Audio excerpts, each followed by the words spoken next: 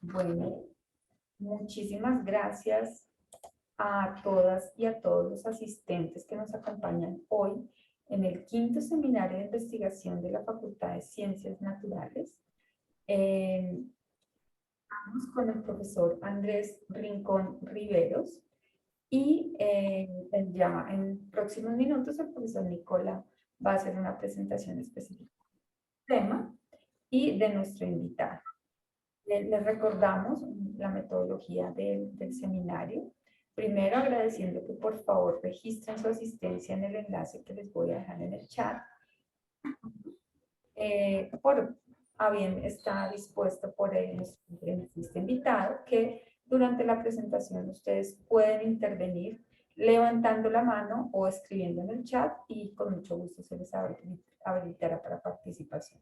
Asimismo, si desean hacerlo, posteriormente al finalizar la intervención del profesor Andrés, también podrán hacer sus respectivas preguntas, comentarios, observaciones. Bueno, muchísimas gracias a todos y a todos por acompañarnos en este espacio y bienvenido, profesor Andrés, muchísimas gracias.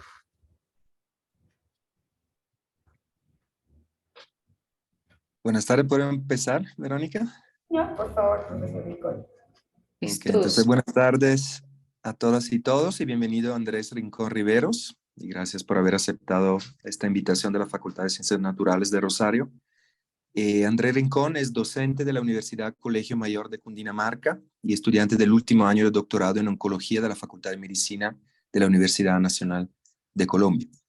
Andrés es bacteriólogo con maestría en ciencias de la Universidad Nacional de Colombia, investigador de los grupos de investigación de biología del cáncer del Instituto Nacional de Cancerología y del grupo en bioinformática y biología de sistemas de la Universidad Nacional.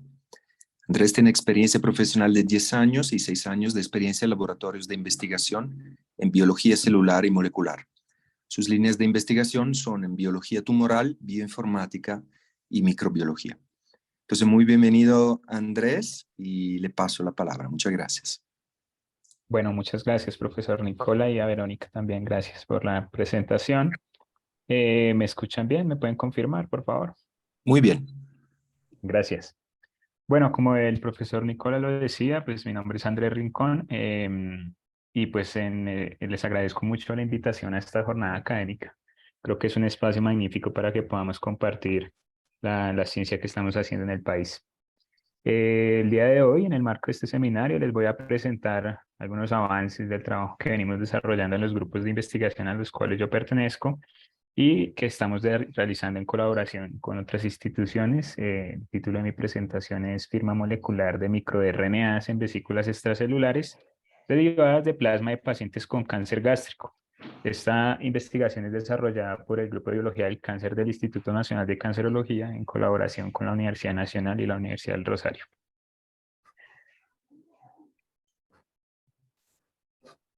Entonces, la agenda que voy a desarrollar el día de hoy es, pues voy a dar una introducción al tema de investigación, tocar un poco de los métodos que nosotros hemos aplicado, los resultados que hemos obtenido hasta el momento, para discutir un poco sobre ellos y las conclusiones y perspectivas futuras sobre nuestro tema de investigación.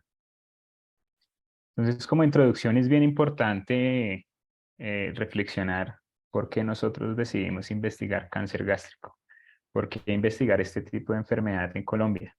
Entonces, basándonos en una respuesta direccionada por los datos, el cáncer gástrico es una de las enfermedades de origen oncológico con mayor incidencia en todo el mundo. Es el quinto cáncer más incidente con más de 1 millón de casos reportados para el año 2020, el cual es el último año de reporte de cifras del Observatorio Global de Cáncer. Y aún más importante es enfocarnos en qué localizaciones geográficas del mundo están la mayor parte de los casos de cáncer gástrico.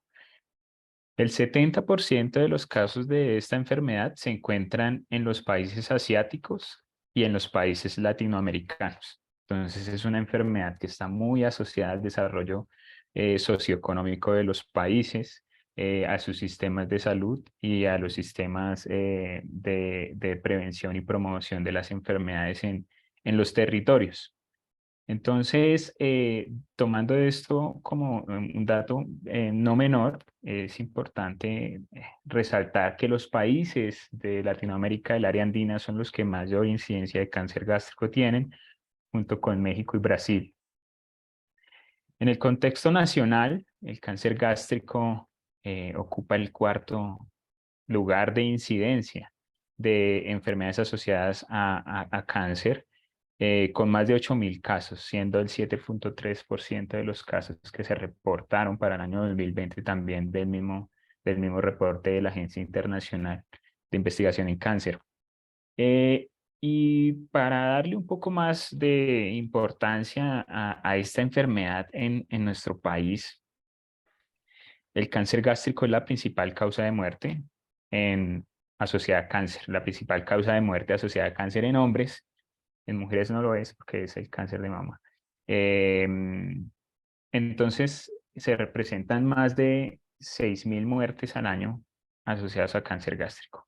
Entonces, es un problema bien importante para nuestro sistema de salud y que debe acaparar la atención de nosotros, los que estamos involucrados en la ciencia, de enfocarnos en estas enfermedades que tienen tanto impacto en la sociedad. En cuanto a la clasificación del cáncer gástrico, el cáncer gástrico puede ser clasificado de tres maneras diferentes. La primera clasificación y la más utilizada es la clasificación histológica de Lauren, el cual es desde los años 60 una de las clasificaciones más utilizadas, donde los dos principales tipos histológicos de cáncer gástrico es el tipo intestinal y el tipo difuso, siendo el tipo intestinal uno de los más incidentes. También tenemos una clasificación un poco más complementaria por parte de la OMS, y a partir del año 2014, que se publicó la primera edición del genoma, del Atlas del Genoma del Cáncer, donde no solamente para cáncer gástrico, sino para otros tipos de tumores se describió una clasificación molecular, en donde en el cáncer gástrico los 4 primeros subtipos moleculares son el primero es el asociado a la inestabilidad cromosómica, y que lo extrapolamos con el subtipo intestinal de la clasificación de Lauren. Es la clasificación más incidente, donde se presentan mutaciones en P53 y hay una activación de RAS y RTK. En cuanto tenemos otro subtipo que es asociado a la infección por Epstein-Barr. Este subtipo no es tan frecuente en Colombia, donde hay una activación de la PI3K con expresión o sobreexpresión de PDL1, lo que lo favorece como candidato para hacer a estos pacientes tratados con inmunoterapia.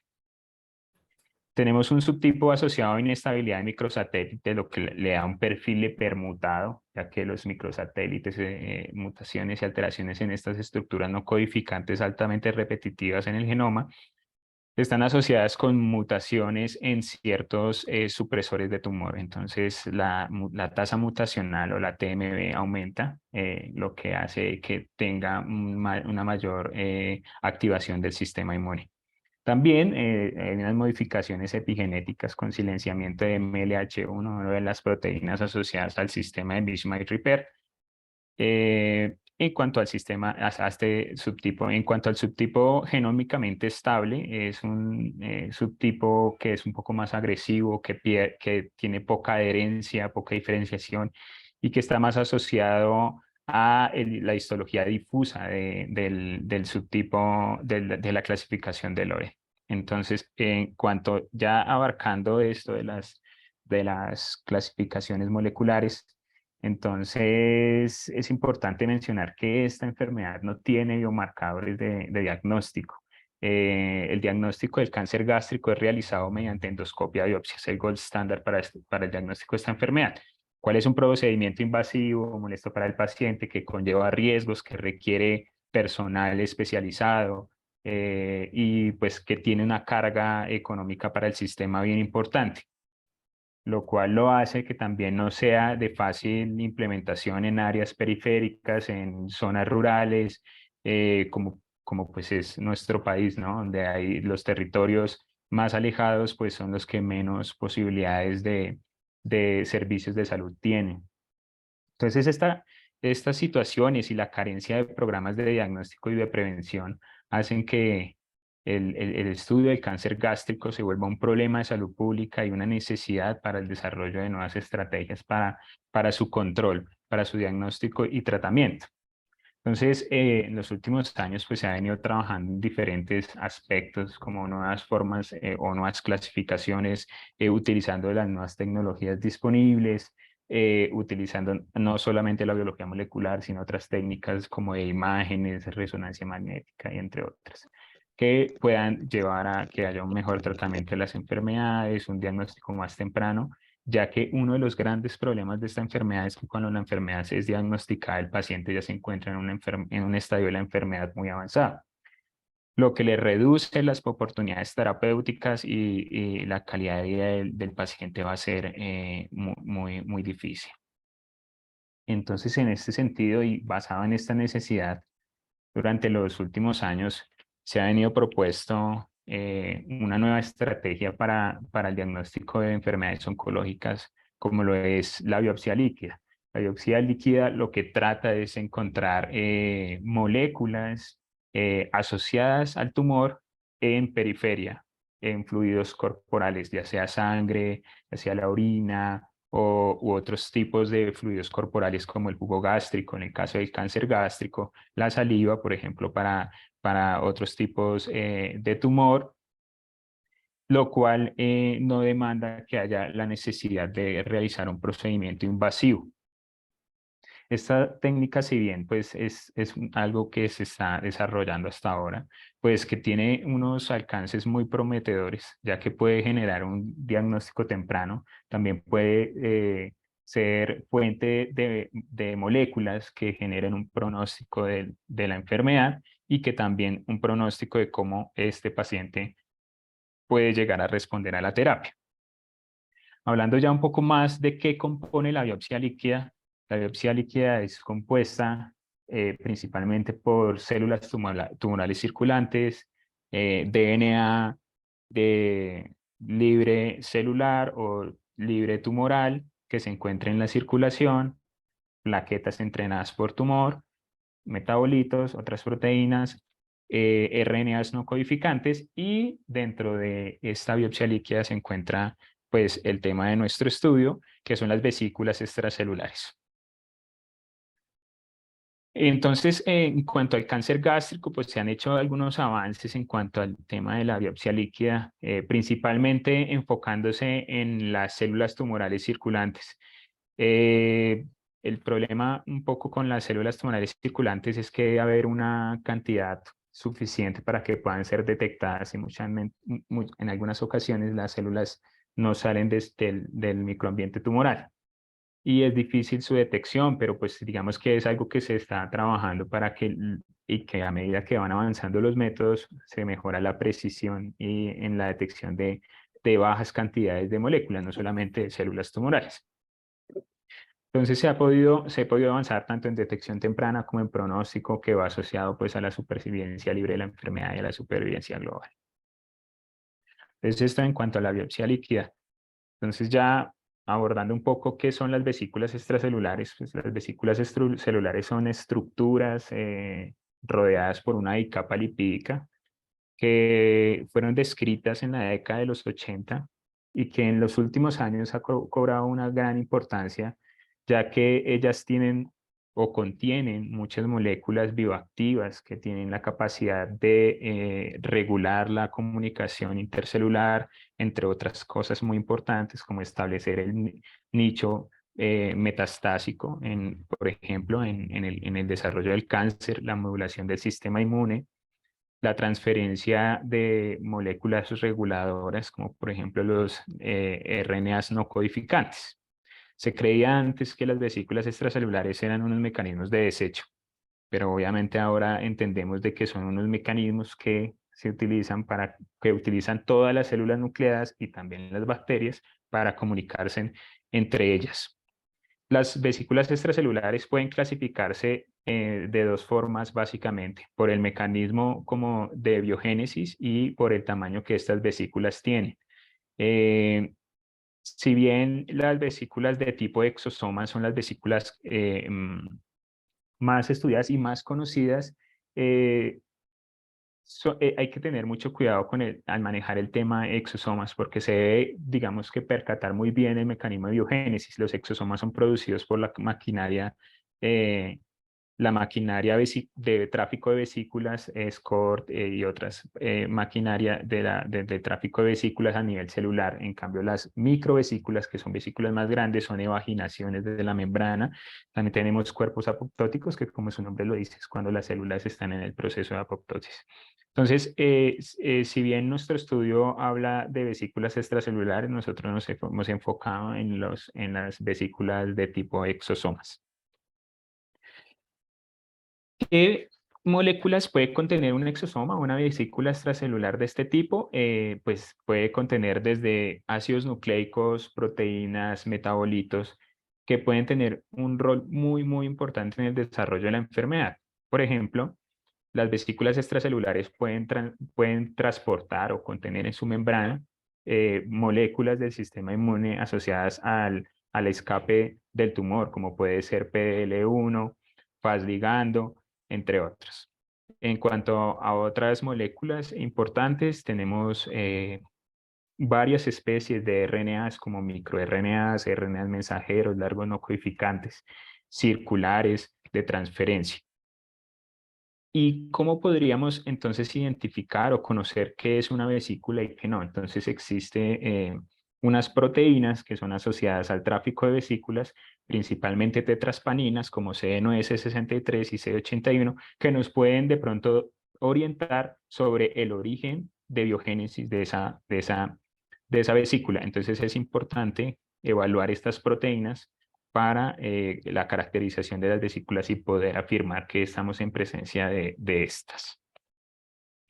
Después de haber dado esta breve introducción a nuestro tema de investigación, nosotros generamos una hipótesis con el grupo si los contenidos moleculares contenidos en exosomas asociados a pacientes con cáncer gástrico presentan una firma de microRNAs diferencialmente expresados entre pacientes con cáncer gástrico y pacientes con enfermedades gástricas benignas, ya que para nosotros es importante encontrar moléculas que se encuentren expresadas cuando esté la enfermedad o cuando esté en unas fases que aún no se ha desarrollado el tumor, ya que las lesiones preneoplásicas, como algunas gastritis crónicas, metaplasia intestinal, pues en ese momento sería importante encontrar moléculas donde nos permitan detectar a los pacientes en ese momento y no cuando ya estén en un estadio de enfermedad. Como materiales y métodos, entonces nosotros tenemos una corte pues relativamente muy pequeña. Nosotros tenemos 20 pacientes con cáncer gástrico representando todos los estadios de la enfermedad, desde estadio 1 hasta estadio 4. Con representación en ambos sexos, en mujeres y hombres, y con representación de los dos principales subtipos histológicos de cáncer gástrico, el subtipo intestinal y el subtipo difuso. E incluimos también a 10 pacientes con enfermedad gástrica benigna. A estos pacientes se les tomó una muestra de aproximadamente 8 mililitros de sangre total, de las cuales se extrajo el plasma, y ese plasma es el que llevamos a el procesamiento por cromatografía de exclusión por tamaño, que es una de las metodologías que se encuentran descritas en la literatura para la separación de vesículas extracelulares basados en su tamaño. Una vez separadas las fracciones de las vesículas, estas fueron caracterizadas por microscopía electrónica de transmisión, nanotracking análisis, que es un estudio de nanopartículas basado en el movimiento browniano. Y una vez fueron caracterizadas estas vesículas, se extrajo los RNAs enriquecidos con microRNAs para ser secuenciados y posteriormente hacer los análisis bioinformáticos y estadísticos. Esto acompañado de toda la información clínica disponible de los pacientes. Como resultado, nosotros obtuvimos que una vez separadas nuestras vesículas por la metodología de Scrit, conocida como cromatografía de exclusión por tamaño, nosotros concentramos estas fracciones con unidades de ultrafiltración de 100 kilodaltons, lo que también nos ayuda un poco a descartar lo que tiene un tamaño menor a 100 kilodaltons, donde encontramos, por ejemplo, la albúmina, porque sería una gran preocupación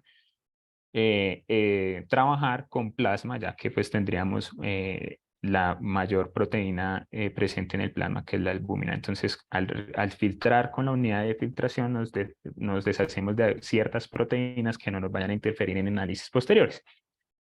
Una vez ya tenía las fracciones concentradas, entonces realizamos el nanotracking análisis, que es la imagen de la inferior izquierda, donde nos indica que el tamaño promedio de nuestras vesículas está en 143 nanómetros. Los exosomas o las vesículas tipo exosomas tienen un tamaño entre 30 y 200, donde pues la mayoría de nuestras vesículas obtenidas se encontraban en 143, lo que nos acercaba a que sí nosotros obtuvimos exosomas. La siguiente prueba fue realizar una validación visual de estas vesículas, lo cual fue realizado en microscopio electrónico de transmisión, cual nos ofrece la resolución para llegar a observar estructuras del orden de los nanómetros. Según las aproximaciones de la microscopía, también nos dice que nuestras vesículas están por debajo de 200 nanómetros. Y como les comentaba, las tetraspaninas son unas proteínas asociadas al tráfico de vesículas y que funcionan como unos housekeeping de los exosomas. Entonces nosotros buscamos a C63 y C81, que son dos proteínas de este grupo de esta familia de proteínas, y en nuestras muestras derivadas de cáncer gástrico, de muestras de pacientes con cáncer gástrico, fueron encontradas estas proteínas. Digamos que a nivel de caracterización de nuestros exosomas fue exitosa nuestra metodología y siguiendo las recomendaciones de la Sociedad Internacional de Vesículas Extracelulares. Ya después de haber tenido nuestras vesículas, nos enfocamos ya en la extracción del RNA de ellas y de la secuenciación de las mismas, donde nosotros realizamos una small RNA sequencing, encontrando un promedio de 1.28 millones de reads por muestra. Es probable que en el público hayan personas que trabajan con secuenciación, por ejemplo, en modelos más grandes, y pues 1.28 puede parecer muy pequeño, pero estamos hablando de muestras que se encuentran encapsuladas en vesículas que miden cerca de 200 nanómetros. El 32% de estas secuencias mapearon al genoma humano y encontramos 156 microRNAs en promedio por cada una de las muestras. Estos microRNAs y sus blancos fueron asociados a procesos biológicos, como ya lo voy a mostrar. Y también encontramos que existían otras especies de microRNAs contenidos en las vesículas. Nuestro objetivo en este estudio fue caracterizar únicamente los microRNAs. Una vez obtenidas los microRNAs después del procesamiento de mapeo contra el genoma humano, nosotros realizamos la expresión diferencial de estos microRNAs. Nosotros aplicamos el software Lima, se basa en modelos lineales en el entorno estadístico R. Nosotros encontramos en una comparación global entre los pacientes con enfermedad gástrica benigna y los que tienen cáncer gástrico, 15 microRNAs con expresión diferencial.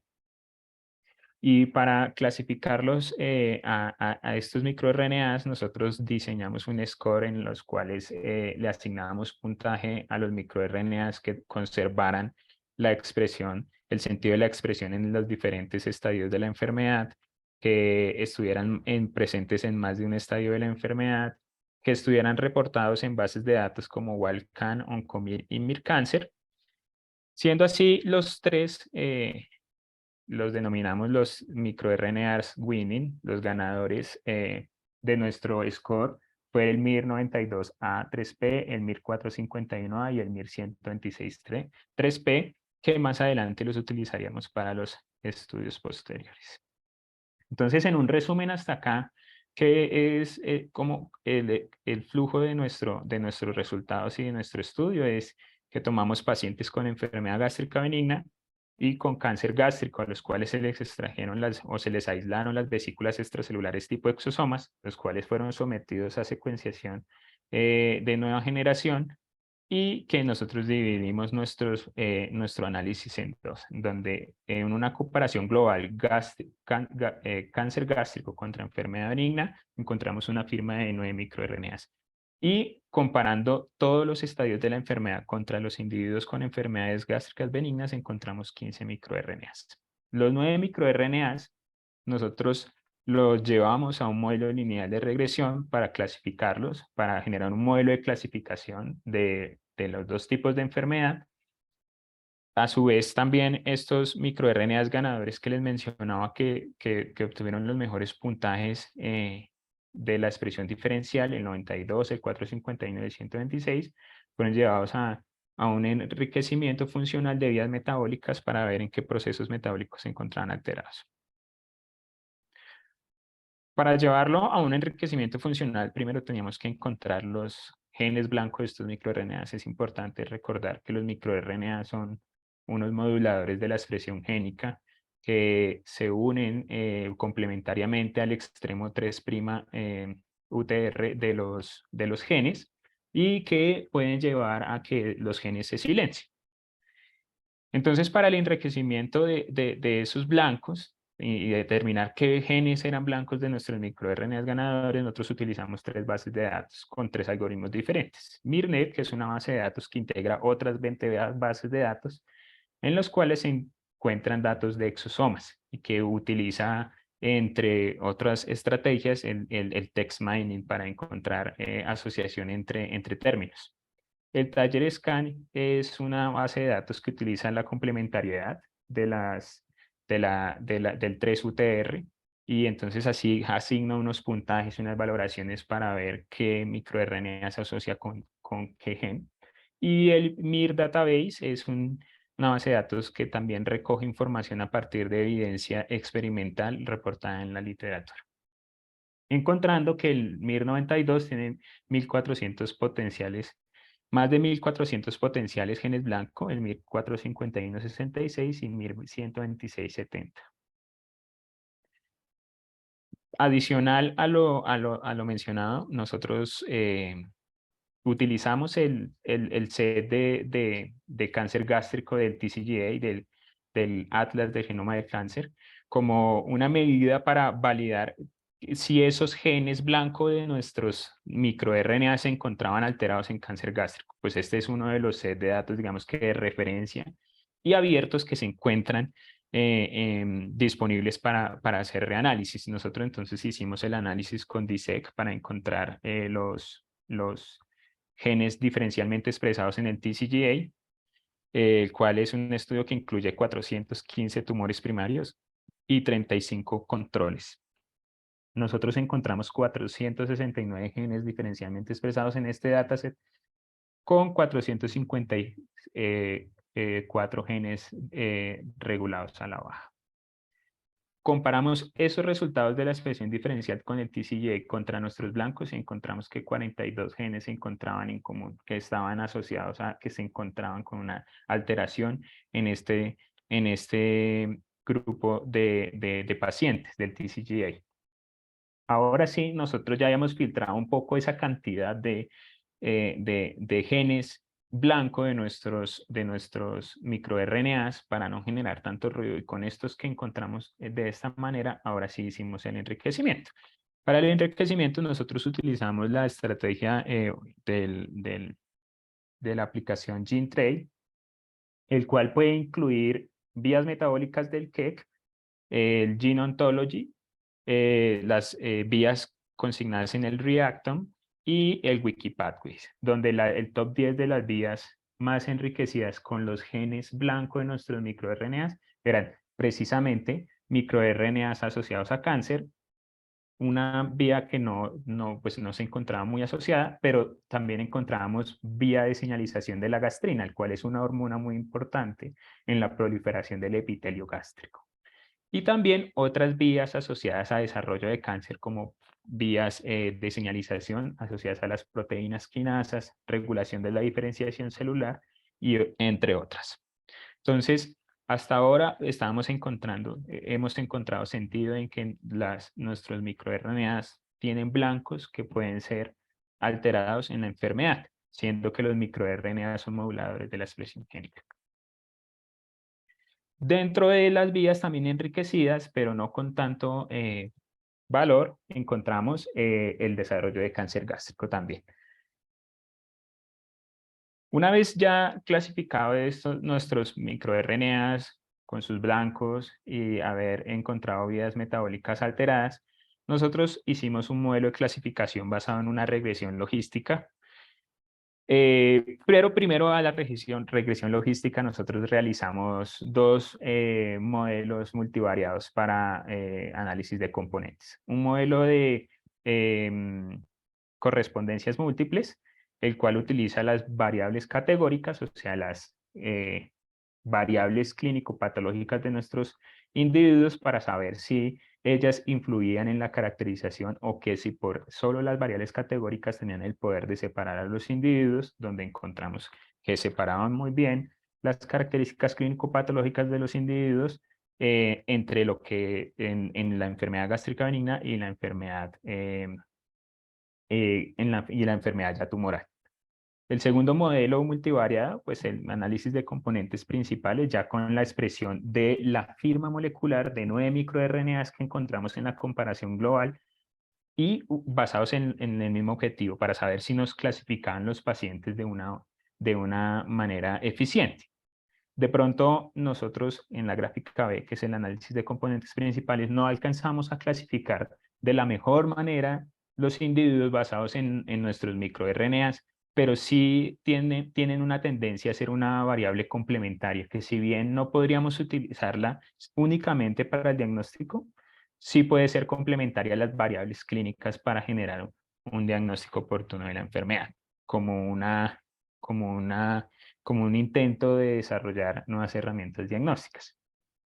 Ahora sí, teniendo nuestro análisis de componentes principales, tomamos las dos primeras dimensiones y con realizamos una regresión logística, dando significativa la primera dimensión donde se encontraban los microRNAs y lo llevamos a hacer unas curvas ROC para saber si la firma de 9 microRNAs tenía la capacidad de diferenciar entre cáncer gástrico y enfermedad gástrica benigna. Y donde obtuvimos una UC de 92.2%, lo cual, pues, para hacer una muestra pequeña, digamos que es una cifra bien importante, siendo conscientes nosotros de las limitaciones estadísticas de nuestra corte. Adicional a la regresión logística, nosotros quisimos hacer una validación cruzada con un modelo One Leaf Out, donde encontramos que cada vez que se disminuía un individuo de la corte y se volvía a correr el análisis, nos dio una UC de entre 90 y 97, lo cual, pues, en conjunto, lo que nos demuestra es que en conjunto los 9 microRNAs tienen la capacidad de diferenciar a nuestros individuos. Como discusión, entonces tenemos que pues, las vesículas extracelulares, en especial los exosomas, son mediadores de la comunicación celular y que estos son clasificados en base a su tamaño y que pueden representar importantes fuentes de biomoléculas que tengan asociación con el desarrollo de la enfermedad, con la transición epitelio-mesénquima, con el establecimiento del nicho premetastásico, entre otras cosas. Que la metodología que nosotros hemos aplicado en nuestro grupo de investigación, en nuestros grupos de investigación, fue correcta para la obtención de vesículas extracelulares y que fueron caracterizadas por las metodologías descritas por la Sociedad Internacional para este tipo de estudios y que el material genético extraído fue suficiente para realizar pruebas de secuenciación de nueva generación, y siendo importante el estudio de los microRNAs por su potencial modulador en la expresión génica. Entonces, nuestro top 3 de microRNAs ya han sido reportados en otros tipos de tumores asociados al desarrollo de la enfermedad, como en cáncer gástrico, como también en algunos modelos animales de cáncer de mama, donde hay bloqueos de supresores de tumor, como por ejemplo el MIR92, el MIS451, que ya ha sido reportado en asociación con el desarrollo del cáncer gástrico. Se ha reportado en vesículas de tumores biliares y también tiene la capacidad de bloquear PTEN. 126, también conocido como un supresor de tumor en otros tumores, y que tiene importantes implicaciones en vías de las quinasas. Si bien algunos de estos estudios han sido en vesículas extracelulares, ninguno había reportado estos 3 microRNAs en vesículas extracelulares de cáncer gástrico. Que nuestro análisis de representación, de sobrerepresentación de enriquecimiento, mostró que existen vías metabólicas afectadas por los genes blancos de estas microRNAs y que pueden estar asociados al desarrollo de la enfermedad, lo cual nos da pues una premisa de importancia de estos tipos de RNAs. Como conclusiones, pues nuestro estudio ha permitido caracterizar las vesículas extracelulares. La primera imagen es allá en el Laboratorio de Biología Molecular de la Facultad de Ciencias Naturales, donde hemos trabajado fuertemente para caracterizar estas vesículas con la metodología seleccionada, que encontramos 3 microRNAs que tienen un potencial de participar en el desarrollo de la enfermedad, que los contenidos en vesículas extracelulares pueden ser una fuente importante de biomarcadores, pero que somos muy conscientes de las limitaciones de nuestro estudio, que requiere que sea validado en una corte grande de pacientes, y que de pronto se estudie un poco más con otras variables clínico-patológicas.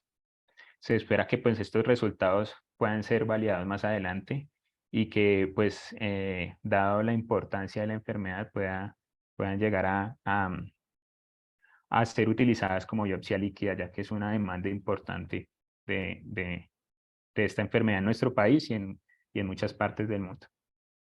Como avances, también nosotros tenemos una segunda fase, que es la fase de la proteómica de estas vesículas, donde ya estamos en una fase final de estos análisis, donde hemos encontrado proteínas con importancia en la regulación del sistema inmune, donde hemos encontrado cerca de 40 proteínas con expresión diferencial en la comparación global, y donde hemos encontrado en algunos de los estadios proteínas también asociadas al sistema inmune, lo cual pues estamos en ese proceso de análisis y de avance para poder complementar tanto la transcriptómica con nuestro análisis de proteómica. Estas proteínas también asociadas al sistema inmune y que han sido ya anotadas en vías metabólicas de vesículas extracelulares y de tráfico de vesículas. Ya me tomo un par de minutos para los agradecimientos finales, pues principalmente yo siempre que hago mis presentaciones de nuestros trabajos agradezco a los pacientes y a sus familiares, ya que sin ellos nosotros no podríamos estar haciendo estudios, que ellos en las dificultades físicas y psicológicas que están por el desarrollo de su enfermedad siempre han estado dispuestos a participar en nuestro estudio. Es siempre un reconocimiento para ellos. A las instituciones clínicas que han participado en este estudio, el Hospital Universitario de la Samaritana, el Cancerológico y el Policlínico del Olaya, pues nos han abierto las puertas para desarrollar nuestra investigación. El Instituto Nacional de Cancerología, el principal financiador de esta investigación, la Universidad Nacional de Colombia con el grupo de la profesora Liliana López en estadística y de Andrés Pinzón en bioinformática. En la Universidad del Rosario, es casi uno de mis segundos hogares, desde el 2014, cuando empecé mi maestría. La Universidad del Rosario siempre también me ha abierto las puertas con el grupo de la profe Vicky, con la profe María. Siempre hemos estado ahí colaborando desde ya hace unos años.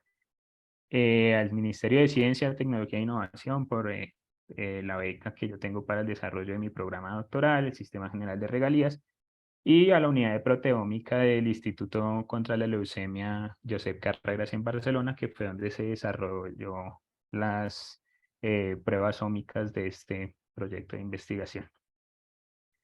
Muchas gracias por su atención y por la invitación al seminario. Doctor Andrés, muchísimas gracias por su presentación, muy interesante, y pues por acá tenemos varias reacciones aplaudiendo su, digamos, toda la interesante investigación y los avances que nos permite hasta el momento. Entonces, en ese momento, ya tenemos abierto el espacio, por favor, para preguntas, observaciones, y acá tenemos la Sergio Alejandro. Entonces, si quieres, activa el micrófono y después Angie, o bien puedes escribirlo por un chat, como prefieres. Gracias, Andrés, por la presentación, muy interesante. Yo tenía dos preguntas al inicio en la parte de la introducción. Tú mencionabas que en esas vesículas muchas veces se transportan reguladores del sistema inmune. O bueno, mediadores ahí con esa interacción. Por ejemplo, mencionabas PD ligando. Creo que mencionabas algunas cositas del MHC también. Sí. Mi pregunta iba más es si de pronto tú consideras que esos mediadores que se están transportando en esas vesículas podrían estar ayudando a que estas células cancerígenas escaparan a la revisión, a la revisión que hace el sistema inmune justamente por complejo mayor de histocompatibilidad. ¿O cuál crees que es el papel de esos reguladores inmunes que están transportando esas vesículas? Sí, muchas gracias por tus comentarios. Sí, se ha encontrado en algunos estudios, como por ejemplo en melanoma, que las células tumorales expulsan estas vesículas que, por ejemplo, tienen a PDL1, lo que hace es unirse cuando se activan los linfocitos o a inhibir la activación de los linfocitos, y se disminuye la respuesta y la activación de linfocitos, lo cual favorece el desarrollo tumoral. Yo, cuando empezamos a trabajar en esto, hablamos en el grupo de investigación que estas vesículas son como kamikazes, ¿sí? Son como misiles que manda el tumor con ciertas moléculas que distraen al sistema inmune y que favorecen otras actividades, como por ejemplo la proliferación de la angiogénesis, entre otras cosas, favoreciendo que el tumor siga creciendo. Entonces creo que es no sé si tan nueva, pero como una nueva vieja arma que usa el tumor para su desarrollo. Y además de escapar al sistema inmune, también tiene la capacidad, estas moléculas de punto de chequeo, de distraer la inmunoterapia. Entonces puede estimular la falla terapéutica, por ejemplo, con anticuerpos monoclonales como nivolumab, por ejemplo. Entonces silencia, o sea, el anticuerpo lo que se va a hacer es pegar a la vesícula y no se va a pegar a la célula tumoral, que debería ser el blanco. Gracias. Gracias, Sergio. Gracias, Sergio. Angie, por favor. Sí, buenas tardes. Primero, pues muchas gracias por la presentación, súper interesante los resultados. Mi pregunta era, ¿qué tan avanzada debe estar la enfermedad en un paciente para que se puedan aplicar estos biomarcadores o que sirvan las vesículas, sí, como un biomarcador para diagnóstico? Sí, si bien las vesículas son expulsadas a mayor masa tumoral, es importante optimizar las metodologías, así como lo decía, para las células tumorales circulantes, donde mejoremos la precisión. En algunos casos se utilizan anticuerpos monoclonales también, que lo que hacen es atrapar estas vesículas dirigidas contra, por ejemplo, contra caderina, contra alguna molécula que pueda ser desprendida del tumor, para poder, así sea mínima la cantidad, ir recuperándolas para poder detectar las moléculas que estén contenidas en ella. Entonces, yo creo que estamos muy cerca a tener la capacidad de captar vesículas, y no solamente vesículas, sino los otros componentes de la biopsia líquida en estadios iniciales. Muchas gracias. Gracias, Angie. Gracias, Angie. Profesora Victoria, por favor. Bueno, primero que todo, darle las gracias por aceptar la invitación, Andrés, y por la propaganda que siempre nos hace a la universidad, porque siempre que que hay alguien involucrado con Andrés. Siempre dice, "Ay, yo quisiera trabajar en la Universidad del Rosario porque era como que es muy chévere". Lo es. Bueno, solamente una pregunta como para que no nos quede en el aire este tipo de estudios, y es cómo sería una posible implementación y pues de la técnica como tal, y cómo se podría como llevar a, no, que no nos quedara solamente la identificación de los microRNA, sino cómo podríamos de alguna forma implementar esto y que sirviera y que no fuera tan costosa, y en qué tipo de pacientes, y bueno, si podríamos o no ofrecer un tipo de servicio como este. Sí, profe. Digamos que una de las decisiones por las cuales nosotros optamos por utilizar cromatografía de exclusión molecular es por su costo. Existen otras metodologías, claro, existen otras bastante descritas, pero que requieren una infraestructura muy grande, que requieren unos costos muy elevados, y nosotros escogimos esta metodología es porque la queremos acercar a la clínica, la queremos llevar a ser translacional, la queremos que sea útil de verdad y no quede solamente en la investigación básica. Entonces, basado solo en la metodología, nosotros estamos cerca de utilizar metodologías que pueden ser aplicables en la clínica. En cuanto a las moléculas, pues debemos seguir trabajando en la optimización de esto, y también es muy importante estudiar población de nosotros. La mayoría de estudios son reportados en poblaciones. Por ejemplo, el TCGA. Nosotros utilizamos el TCGA, pero la mayoría de la población del TCGA son americanos, europeos, ¿sí? Entonces, el porcentaje de latinos en el TCGA creo que está por debajo del 2%. Entonces, yo creo que nosotros debemos empezar a trabajar en nuestra población porque nosotros tenemos una ancestría diferente a ellos, así tengamos algo en común con ellos, pero nuestra población también tiene una ancestría muy alta de nivel indígena, que genera que es posible que hayan otros biomarcadores o otras moléculas contenidas que no son las mismas que nos reportan en estudios asiáticos o europeos. Entonces creo que empezamos un buen camino utilizando metodologías acordes a nuestros presupuestos también, que es algo muy importante de mencionar, a nuestra infraestructura, y que podemos llegar a clasificar nuestros propios pacientes con marcadores propios de nuestra población. Bueno, retomemos esto de pronto para las convocatorias ahorita de mis ciencias. Perdón, profe. Ya. Listo. Muchísimas gracias. Profesora María, por favor. Gracias, muchas gracias Andrés por la presentación. Una de las cosas que a mí me parece que tiene como mucho potencial es que la cantidad de cosas que necesita tener un laboratorio para poder hacer esta técnica es muy pequeña. Entonces es como el gran potencial que tiene para trabajar en Latinoamérica, donde los recursos de los sistemas de salud son limitados. Pero yo quería saber si yo saco 100 vesículas, 100 exosomas, ¿cuántos de esos tienen realmente información que sea reguladora de cáncer? Bueno, Porque sí. pensando en que esto terminará siendo, yo me imagino que esto se va moviendo hacia que al final voy a tener es una ELISA,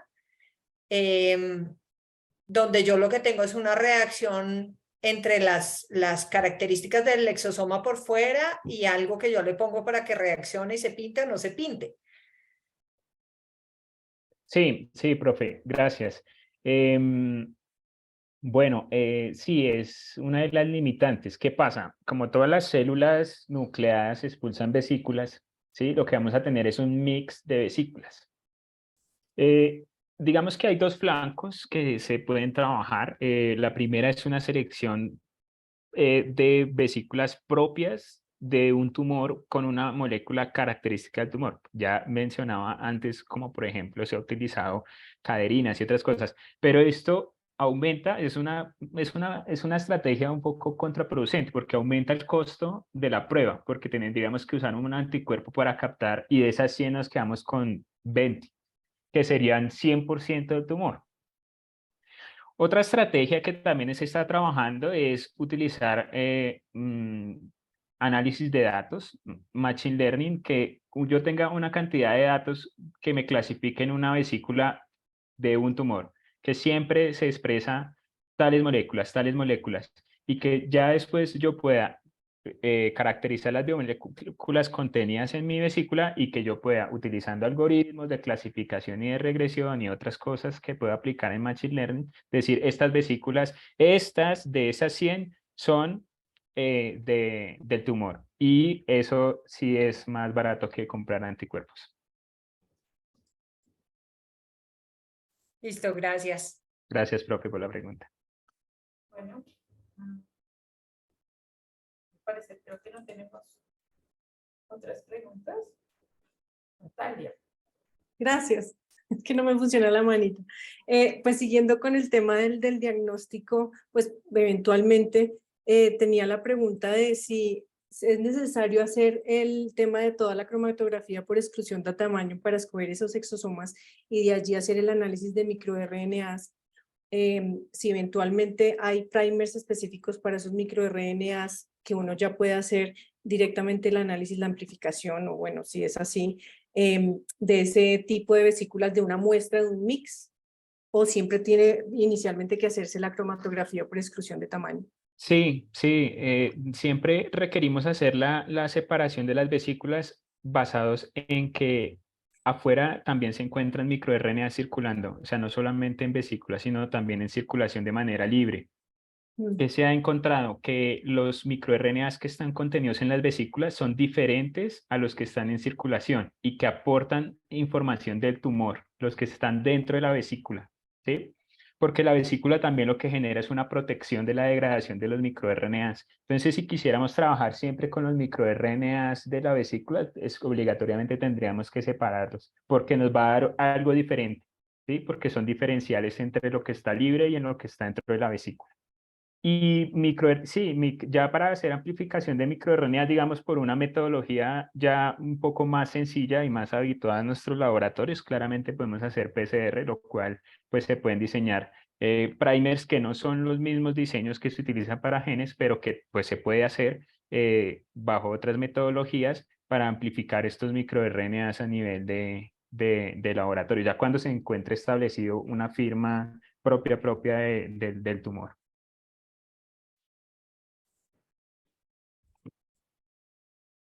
Muchas gracias. ¿Alguien más tiene la mano, desea intervenir? Que de pronto no lo veo por acá. Creo que no. Hay una pregunta en chat. Gracias, profe. Listo. Entonces, Brian pregunta, profesor Andrés, ¿estos MIRNAs podrían funcionar como un vector terapéutico, es decir, tomarlos como una herramienta para inhibir la expresión de proteínas o regularlas en estas células cancerígenas como una función tipo vacuna? ¿Quiere que la vuelva a leer o...? No, sí, yo también la estoy leyendo. Gracias, Verónica. Vale, ok, Brian. Sí, bueno, pues los microRNA son estructuras que van a silenciar la expresión génica y no solamente a nivel génico, sí, también pueden actuar a nivel de la... pueden trabajar a nivel de proteína también como una modificaciones epigenéticas. Yo exactamente no sé si se puede incluir un microRNA en una vacuna porque también existen otros tipos de diseños como los Small Interferent RNAs que sí sé que pues, se pueden utilizar, por ejemplo, para algunos silenciamientos a nivel in vitro y que eventualmente podrían trabajar como una vacuna. De pronto también complementaría un poco con que las vesículas extracelulares en la época COVID han sido estudiados como, como vehículos transportadores de fármacos, de vacunas. Entonces, los microRNA sí pueden participar en la regulación y que podrían ser eventualmente incluidos como un agente terapéutico. Bueno, Gracias, Brian, por la pregunta. muchísimas gracias, profesor Andrés. Aquí, solo para confirmar los grupos, porque nos hace una pregunta Gina Michelle, y es, si usted, ¿cuáles son los grupos de investigación a los que usted trabaja? Pero no, entiendo que actualmente usted no está vinculado a un grupo en la Universidad del Rosario, sino a un grupo de investigación en el Instituto Nacional de Cancerología y uno en la Universidad Nacional, ¿me equivoco? No, también la colaboración es con el grupo de la profe Vicky, con el grupo de biomoléculas y actividad biológica de la profe Vicky y de la profe María. En ese grupo es en el que en la Universidad del Rosario hacemos el trabajo, que también pues se hizo una tesis de pregrado de Felipe Rodríguez, que creo que lo vi por ahí hace un momento, y con Duván Morales, que hemos trabajado también en esto. Digamos, el desarrollo y la estandarización de la técnica se hizo en la Universidad del Rosario. De pronto cuando te mandé el resumen, no incluía el grupo, pero sí, nosotros digamos que trabajamos con la profe Vicky y la profe María. Ya no anoté en el chat, no hay ningún problema. Listo, pues creo que si ya no hay más preguntas, no veo en el chat, tampoco en... Listo, pues. Muchísimas gracias, profesor Andrés, por aceptar nuestra invitación. Esperamos encontrarnos en próximas ocasiones para seguir continuando con este tema. Este es el espacio cuando usted desea volver a intervenir. Bienvenido, podemos proyectarlo para el segundo semestre.